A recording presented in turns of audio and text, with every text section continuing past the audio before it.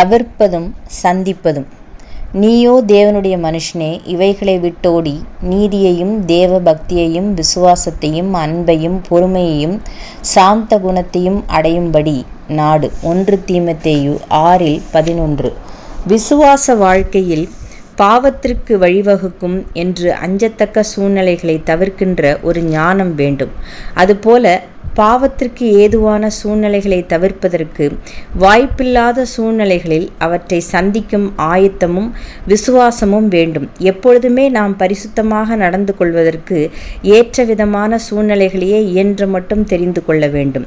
தேவையில்லாமல் நம்முடைய சுய தீர்மானங்களை அதிகமாக நம்பி தவறான இடங்களில் நாம் நின்று கொண்டிருக்கக்கூடாது. சில இடங்களில் பாவம் செய்வதற்கான தூண்டுதல்களும் அழுத்தங்களும் வாய்ப்புகளும் இருக்கும். அங்கே நாம் தேவையில்லாமல் போராடி கொண்டிருக்கக்கூடாது. சிலருடைய உறவுகள் நம்மையும் அவர்களைப் போல தவறானவர்களாகவே மாற்றிவிட முடியும். அங்கே அந்த உறவுகளை போதிய அளவு குறைத்து கொள்ள வேண்டும். சிலரோடு நாம் பழகுவதால் அவர்களைப் போல பிரயோஜனமற்ற வார்த்தைகளை பேசும் பழக்கத்தை நம்மிடமும் கொண்டு வந்து விட முடியும். அங்கே அவைகளை நாம் தவிர்க்க வேண்டும்.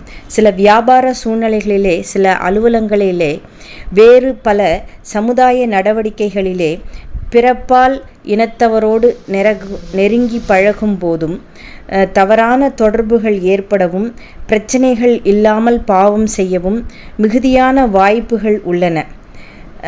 ஆயினும் அவைகளை விட்டு விலகி ஓடிவிட முடியாது. மிகுதியான பாவ சோதனைகளுக்கு வாய்ப்பிருந்தாலும் அங்கே தொடர வேண்டிய சூழ்நிலைகள், கட்டாயங்கள் உள்ளன. போத்திபாரின் மனைவியோ தவறான நோக்கமுடையவள்.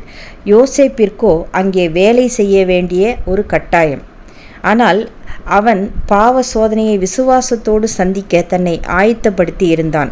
ஒரு பெரிய சோதனை காற்று அவனுக்கு எதிராக பலமாக வீசிய போதிலும் தேவ ஐக்கியத்தின் பலத்தால் பரிசுத்த நிலையிலிருந்து விழாமல் தன்னை காத்து கொண்டான். ஆம், சோதனையான ஒரு சூழ்நிலையில் இருக்க வேண்டிய கட்டாயம் நேரிட்டால் தேவன் அந்த சூழ்நிலையில் நம்மை வழுவாமல் பாதுகாக்க வல்லவர் என்ற விசுவாசத்தோடு தைரியமாக பாவத்தை எதிர்க்க துணிய வேண்டும். சிந்தனைக்கு, காற்றுகளை நம்மால் தடுக்க முடியாது, ஆனால் மோத வரும் காற்றினால் வீழ்ந்து விடாமல் காக்க முடியும். ஆமென்.